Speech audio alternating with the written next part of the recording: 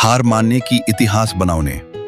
नमस्कार साथीहरू, आज म तपाईलाई एउटा यस्तो कुरा भन्न चाहन्छु जसले तपाईको सोच नै बदल्न सक्छ। जीवनमा सफल हुन चाहने सबै मानिसले एउटा कुरा बुझ्नै पर्छ, सफलता रातारात आउँदैन। सफलता भन्दा पहिले सङ्घर्ष आउँछ, असफलता आउँछ अनि धेरै पटक आफूलाई नै कमजोर महसुस हुने समय आउँछ।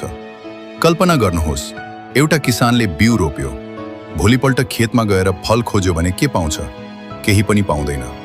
तर उसले पानी हाल्न छोड्दैन, मेहनत गर्न छोड्दैन, किनकि उसलाई थाहा छ समय आएपछि त्यो बिउ ठूलो रुख बन्छ। हाम्रो जीवन पनि त्यस्तै हो। आजको मेहनतको फल आजै नआउन सक्छ, तर यदि तपाईँ निरन्तर लागिरहनुभयो भने एक दिन संसारले तपाईको सफलताको कथा सुन्नेछ।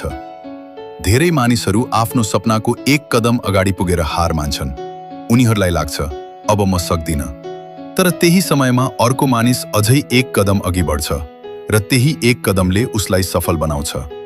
याद राख्नुहोस्, तपाईँ गरिब परिवारमा जन्मनु भएको हुन सक्छ, तपाईको परिस्थिति कठिन हुन सक्छ, कसैले तपाईलाई विश्वास नगर्न सक्छ, तर तपाईको मेहनत, अनुशासन र धैर्यले तपाईको भविष्य बदल्न सक्छ। अरू मानिसले तपाईलाई के भन्छन् भन्ने भन्दा पनि तपाईँ आफैले आफूलाई के भन्नुहुन्छ भन्ने कुरा धेरै महत्त्वपूर्ण हुन्छ।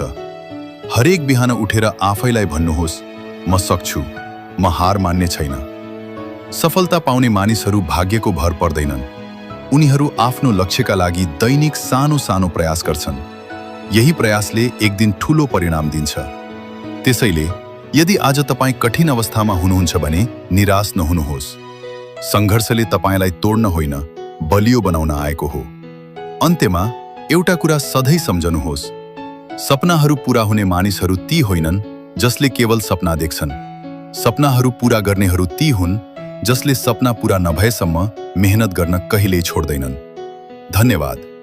यदि यो भिडियोले तपाईलाई प्रेरणा दिएको छ भने लाइक गर्नुहोस्, आफ्नो साथीहरूसँग साझा गर्नुहोस् र यस्तै प्रेरणादायी कथाहरूका लागि च्यानललाई सब्स्क्राइब गर्न नबिर्सनुहोस्। फेरि अर्को प्रेरणादायी भिडियोमा भेटौँ।